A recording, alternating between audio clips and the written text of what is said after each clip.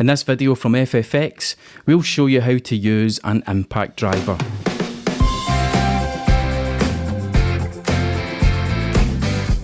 Small, compact, lightweight and robust, an impact driver should be in everyone's kit.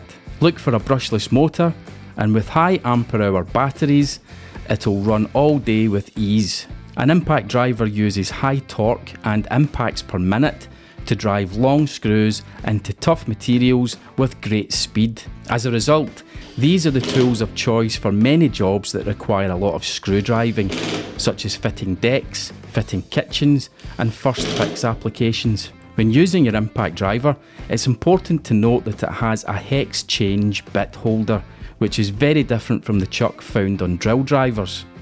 However, this helps keep the head length of the impact driver short, making it ideal for screw driving in confined spaces. Impacts per minute, torque, along with revolutions per minute are the specifications to look for.